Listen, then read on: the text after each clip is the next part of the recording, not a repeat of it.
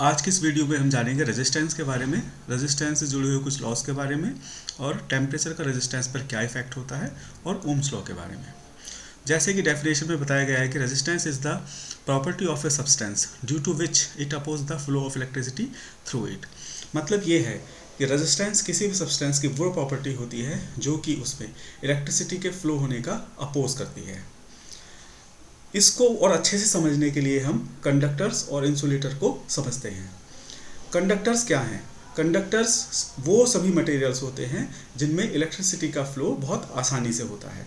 जैसे कि example metals, जितनी भी मेटल्स होती हैं, ह्यूमन बॉडी भी एक कंडक्टर है, earth, animal bodies, acid, salt solutions are all conductors. ये सभी कंडक्टर्स हैं। मतलब इन सब में करंट का फ्लो, इलेक्ट्रिसिटी का फ्लो बहुत आसानी से हो सकता है। और अगर हम प्योर मेटल्स की बात करें, प्योर मेटल्स में सबसे अच्छा कंडक्टर सिल्वर को मानते हैं, कॉपर उससे कम और एल्यूमिनियम की कंडक्टिविटी उससे कम। तो प्योर मेटल्स में सिल्वर, कॉपर और एल्यूमिनियम कुछ अच्छे कंडक्टर्स होते हैं, जिनमें सिल्वर सबसे अच्छा कंडक्टर होता है। और अगर हम इंसुलेटर की बात करें तो इंसुलेटर वो सभी मटेरियल्स होते हैं जिनमें इलेक्ट्रिसिटी का पासेज बहुत कठिनाई या मुश्किल से होता है। जैसे कि बैकेलाइट, माइका, ग्लास, रबर और ड्राईवुड। आपने देखा होगा कि एक लकड़ी, सूखी लकड़ी, रबर और ग्लास, इन सब में इलेक्ट्रिसिटी का फ्लो नहीं हो पाता, जिस कारण हमें करंट नहीं लग पाता। वहीं इसके विपरीत अगर किसी मेटल के थ्रू अगर हम किसी वायर को टच करते हैं तो हमें करंट लग जाता है। तो क्योंकि मेटल्स क्या होती हैं, सभी कंडक्टर्स होती हैं और इंसुलेटर्स कंडक्टर, उसमें इलेक्ट्रिसिटी का फ्लो नहीं हो पाता।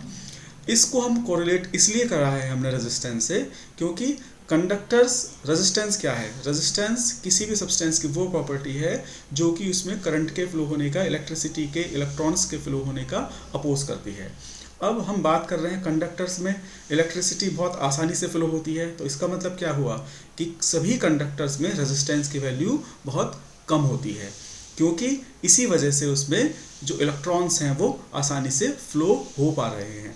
वहीं इंसुलेटर्स में इलेक्ट्रिसिटी का फ्लो नहीं हो पाता, तो इसका रीज़न है उसमें रेजिस्टेंस की वैल्यू बहुत ज़्यादा होती है, जिस कारण उसमें इलेक्ट्रिसिटी फ्लो नहीं हो पाती। इसके बाद हम बात करते हैं रेजिस्टेंस से जुड़े हुए कुछ लॉज के बारे में। तो रेजिस्टेंस से जुड़ा हुआ सबसे पहला लॉज है, किसी भी कंडक्टर का जो रेजिस्टेंस होता है वो उसकी लेंथ के डायरेक्टली प्रोपोर्शनल होता है, और किसी भी कंडक्टर का रेजिस्टेंस उस कंडक्टर के क्रॉस सेक्शनल एरिया के इनवर्सली प्रोपोर्शनल होता है। तो इसको समझने के लिए हम ऐसे हम यहाँ पर शो कर सकते हैं। आप इसको ऐसे लिख लिए, किसी भी कंडक्टर का हम रेजिस्टेंस लेते हैं R, that is directly proportional to L and inversely proportional to A। और इसको हम ऐसे लिख सकते हैं, R is directly proportional to L and R is inversely proportional to A। सबसे पहले बात करते हैं हम लेंथ की। इसको समझने के लिए हम एक काम करते हैं, यहाँ पर हम सपोज करते हैं ये एक कंडक्टर है L1 और एक कंडक्टर है L2। जैसे कि आप इसमें देख रहे हैं, इस कंडक्टर की लेंथ कम है और इस कंडक्टर की लेंथ L2 है, मतलब ज़्यादा है।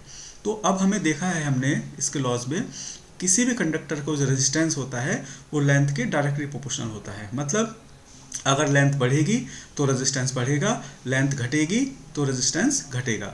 तो हम कह सकते हैं इन दोनों तारों में इसका रेजिस्टेंस कम होगा और इसका रेजिस्टेंस ज़्यादा होगा, क्योंकि किसी भी तार का रेजिस्टेंस उसकी लेंथ के डायरेक्टली प्रोपोर्शनल होता है। वहीं अगर हम बात करते हैं अब एरिया की, क्रॉस सेक्शनल एरिया की, हमें पता है किसी भी कंडक्टर का रेजिस्टेंस उसके क्रॉस सेक्शनल एरिया के इनवर्सली प्रोपोर्शनल होता है। तो अब हम अगर दो कंडक्टर लेते हैं, एक कंडक्टर है हमारा ये और एक कंडक्टर है हमारा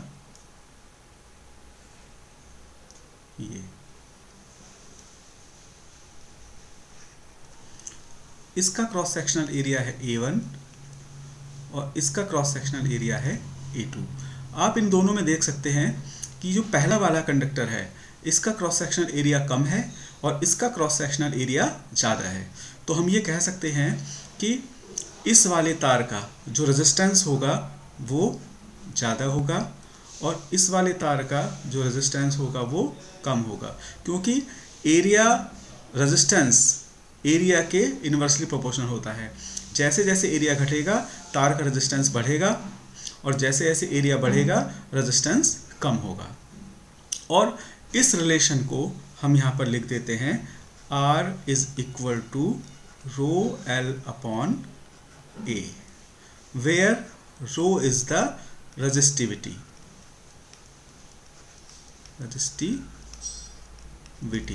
और इसकी यूनिट होती है ओम मीटर और रेजिस्टेंस R की यूनिट होती है ओम। ये हुए कुछ लॉज रेजिस्टेंस के बारे में।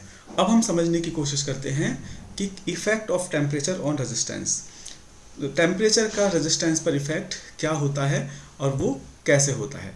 तो जैसा कि आप देख रहे हैं फॉर प्योर मेटल्स में रेजिस्टेंस पर टेम्परेचर का इफेक्ट कैसे होता है। तो कंडक्टर्स, प्योर मेटल्स मतलब कंडक्टर्स, सभी conductors are the positive temperature coefficient of resistance. Conductors resistance के लिए पॉजिटिव टेम्परेचर कोफिशिएंट होता है सभी कंडक्टर्स के लिए। इसका मीनिंग ये है कि अगर कंडक्टर्स का टेम्परेचर बढ़ाया जाएगा तो उनका रेजिस्टेंस भी बढ़ेगा। मतलब effect of rise in temperature is to increase the resistance of pure materials, क्योंकि conductors are the positive temperature coefficient of resistance. वहीं अगर हम बात करें इंसुलेटर्स की, इंसुलेटर्स के लिए रेजिस्टेंस पर टेम्परेचर का क्या इफेक्ट होगा। तो insulators are the negative temperature coefficient of resistance. तो इस चीज़ को जानना बहुत ज़रूरी है, ये इंपॉर्टेंट चीज़ है कि सभी इंसुलेटर्स में अगर टेम्परेचर बढ़ता है तो उनका रेजिस्टेंस घटता है। सभी इंसुलेटर्स में अगर टेम्परेचर बढ़ेगा तो उनका रेजिस्टेंस घटेगा। वैसे ही सेमीकंडक्टर्स भी नेगेटिव टेम्परेचर कोफिशिएंट होते हैं रेजिस्टेंस का। मतलब अगर सेमीकंडक्टर्स में भी टेम्परेचर बढ़ता है तो उनका रेजिस्टेंस घटता है। केवल प्योर मेटल्स और कंडक्टर्स में ही टेम्परेचर के बढ़ने पर रेजिस्टेंस बढ़ता है, क्योंकि ये सब क्या होते हैं positive temperature coefficient. But insulator और semiconductor are the negative temperature coefficient. इनमें अगर टेम्परेचर हम बढ़ाएंगे तो उनका रेजिस्टेंस घटेगा। आइए अब हम बात करते हैं ओम्स लॉ की। ओम्स लॉ क्या होता है। तो ओम्स लॉ को पहले हम डेफिनेशन देख लेते हैं। The ratio of potential difference V between any two points on a conductor to the current I flowing between them is constant provided the temperature of conductor does not change। इसको समझने के लिए हम एक conductor को draw कर लेते हैं। Suppose this is a conductor और इस कंडक्टर का एक पॉइंट है A और दूसरा पॉइंट है B। तो जैसे कि डेफिनेशन में कहा गया है कि किसी भी कंडक्टर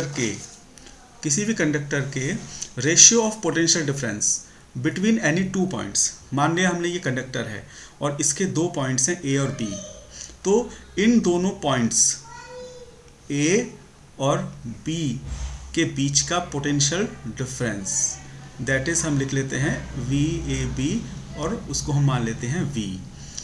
इनके बीच का पोटेंशियल डिफरेंस V और इस कंडक्टर में फ्लो होने वाली करंट का जो रेशियो होगा वो क्या होगा, दैट विल बी कांस्टेंट। और इसको हम लिख सकते हैं V अपॉन I इसको हम इस तरीके से लिख सकते हैं, V upon I equal to R, where R is the resistance. ये रेजिस्टेंस किसका है? उस कंडक्टर्स का। इस कंडक्टर का जो रेजिस्टेंस वो क्या है? R है। और इसको हम यहाँ से शो कर सकते हैं V equal to I into R। But हमें एक चीज़ ये ध्यान रखनी है कि V upon I equal to constant, ये कंडीशन कब होगी? जब इसका टेम्परेचर ना बदले, टेम्परेचर क्या रहे? कांस्टेंट। क्योंकि अभी आपने देखा कि कैसे किसी भी मटेरियल का जो रेजिस्टेंस है वो टेम्परेचर के घटने और बढ़ने पर बदलता है। तो ये कंडक्टर है, तो कंडक्टर का आपने अभी देखा कि टेम्परेचर कोएफिशिएंट क्या होता है? पॉजिटिव कंडक्टर्स के लिए। तो अगर इसका टेम्परेचर घटे बढ़ेगा तो फिर वो इसका रेजिस्टेंस घट बढ़ सकता है, और ये फिर यहाँ पर कांस्टेंट हम नहीं लिख सकते। ये कांस्टेंट केवल उस कंडीशन में है जब इसका टेम्परेचर कांस्टेंट रहे। तो उस कंडीशन में V डायरेक्टली प्रोपोर्शनल टू क्या होगा? I into R। और इसको हम यहाँ पर ये भी लिख सकते हैं। अब इस रिलेशनशिप को हम कैसे देख सकते हैं? देखिए, इस रिलेशनशिप से कुछ चीज़ें पता चलती हैं कि किसी भी कंडक्टर के लिए वोल्टेज और करंट डायरेक्टली प्रोपोर्शनल होते हैं। मतलब अगर करंट बढ़ेगी तो वोल्टेज भी बढ़ेगा। V directly proportional to R। अगर रेजिस्टेंस की वैल्यू बढ़ेगी तो वोल्टेज की वैल्यू बढ़ेगी। और I is inversely proportional to R। अगर R की वैल्यू बढ़ेगी तो करंट की वैल्यू घटेगी। तो ये कुछ रिलेशनशिप्स इस ओम्स लॉ से हमें यहाँ पर मिलती हैं, और इसको हम बोलते हैं ओम्स लॉ। तो हमें एक चीज़ और इसमें ध्यान रखनी है कि ये जो लीनियर रिलेशनशिप यहाँ पर शो हो रही है, कि यहाँ पर हम शो कर रहे हैं जैसे V upon I equal to constant, V directly proportional to I, ये लीनियर रिलेशनशिप केवल लीनियर डिवाइसेस के लिए एप्लीकेबल है। अगर हम नॉन लीनियर डिवाइसेस की बात करें जैसे जीनर डायोड या और जितने भी नॉन लीनियर डिवाइस हैं, तो तब ये जो कंडीशन है V directly proportional to I applicable नहीं होगी, नॉट एप्लीकेबल। क्योंकि कई बार ये क्वेश्चन एग्जाम में पूछा जाता है। Non linear device it is not applicable for non linear device.